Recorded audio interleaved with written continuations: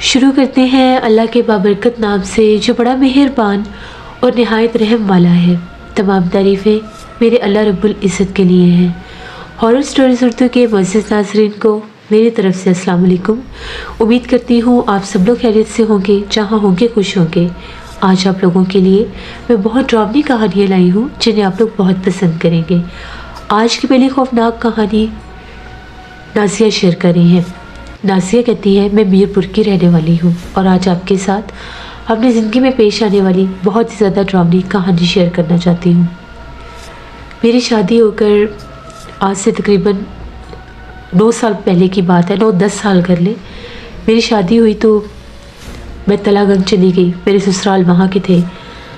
तो वहाँ पर पहले तो हम लोग जॉइंट फैमिली में रहते थे, लेकिन उसके बाद जिस तरह से ज़मीन की और घर की जायदाद जो उनकी थी, मेरे हस्बैंड की, उनकी जब पार्टीशन हुई, उनको सबको हिस्से मिले बहन भाइयों को, तो हम लोगों ने ये फ़ैसला किया कि हम लोग अलग घर में शिफ्ट हो जाएंगे। क्योंकि जो मेरे ससुराल का घर था वहाँ पर पहले ही मेरे 2 देवर और 1 जेठानी रहते थे, तो घर काफ़ी छोटा पड़ गया था। जैसे बच्चे उनके भी थे, मेरे भी हो गए, तो फिर वहाँ पर बहुत मुश्किल से गुजारा हो रहा था। तो मैंने अपने हस्बैंड से ये कहा कि हम लोग अपने लिए एक छोटा सा घर ले लेते हैं। उन्होंने कहा कि ठीक है। उन्होंने घर देखना शुरू कर दिया, तो एक घर का पता चला, हम लोग वो घर देख कर आए। वो घर था तो थोड़ा आबादी से दूर, शहर से दूर था, अभी कोई नया ही टाउन बन रहा था, तो वहाँ पर एक घर था, उन लोगों ने भी बनाया ही था, तो उन लोगों ने वो घर रेंट आउट करना था। हम लोगों ने ये सोचा कि पहले हम लोग रेंट पर ले लेते हैं, अगर हमें ये जगह सूट कर गई तो हम इसे परचेज़ कर लेंगे। हम लोग वहाँ पर शिफ्ट हो गए। बिल्कुल नया इलाका, नई जगह थी, काफ़ी अच्छा माहौल लगा वहाँ का, क्योंकि ज़्यादा आबादी ना होने की वजह से कोई शोर शराबा भी नहीं होता था। अभी हम लोगों को वहाँ पर रहते हुए तकरीबन 10-15 दिन ही गुजरे होंगे, अजीबोगरीब से वाक़यात होने लगे।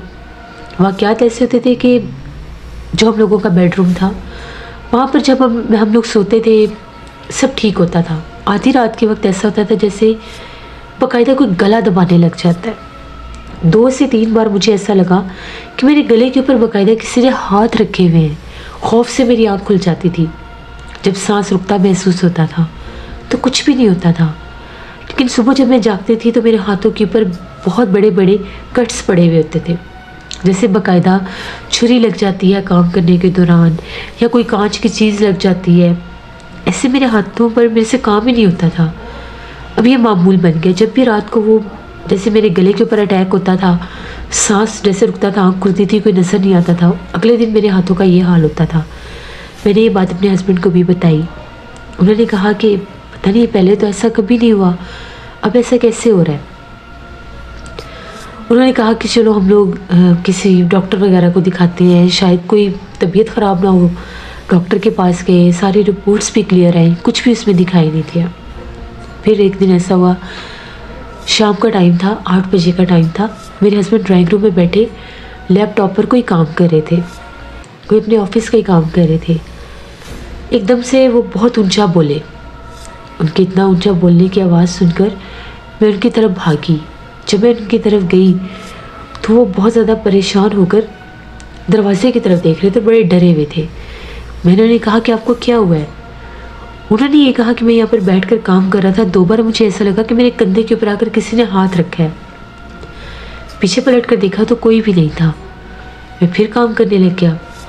अभी मैं काम कर ही रहा था तो क्या देखता हूँ, एकदम से जिस तरह से कोई औरत आई है, खुले हुए उसके बाल थे, आके सामने सोफे पर बैठ गई।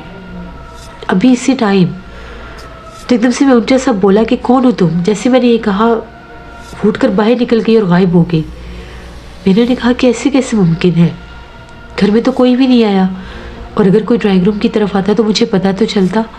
वो बहुत डरे हुए थे। उन्होंने ये कहा कि मुझे तो लगता है कि घर आज से ज़दा है, यहाँ पर जिन्नात हैं, तुम्हारे ऊपर भी कोई हमला करता है, और आज मैंने अपनी आंखों से देख लिया है। अभी हम लोग बैठे बातें ही कर रहे थे, एकदम से हम लोगों के गेट पर दस्तक होने लगी। ज़ोर ज़ोर से कोई गेट को नॉक कर रहा था।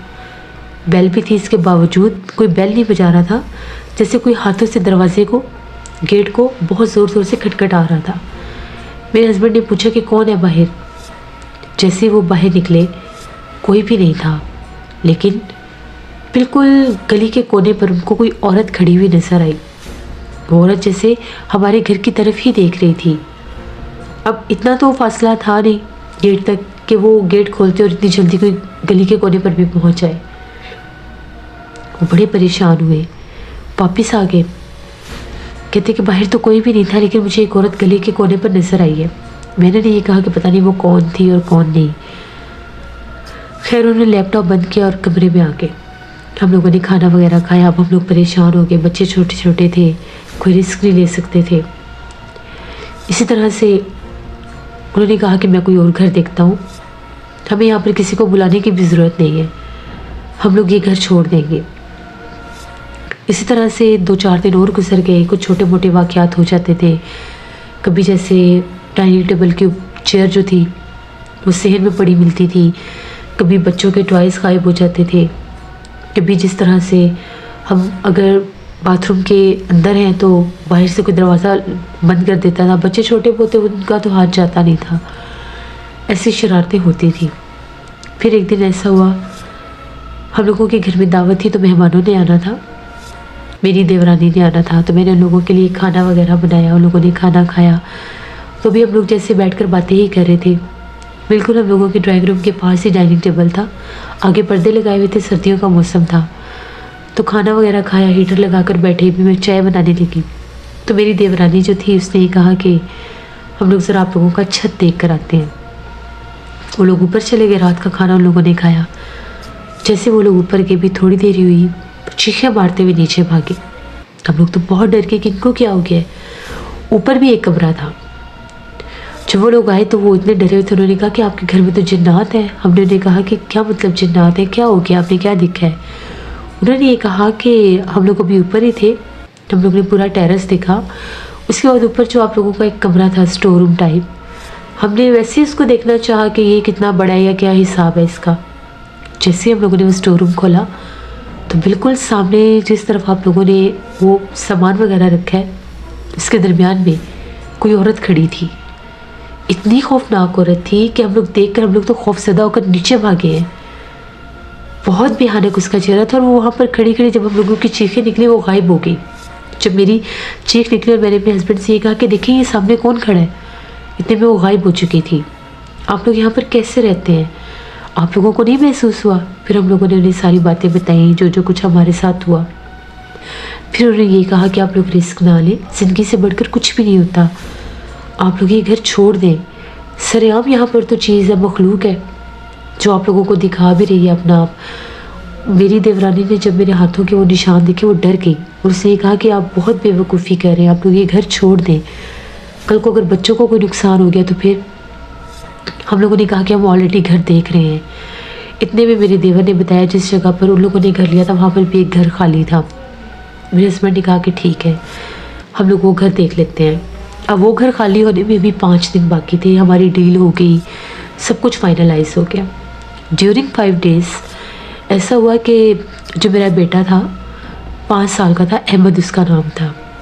शाम का टाइम था, एकदम से वो सीढ़ियों की तरफ भागने लग गया, ऊपर जाने लगा। तो जब मैं इसको आवाज़ें दे रही थी मैंने पूछा कि किधर जा रही हो तुम?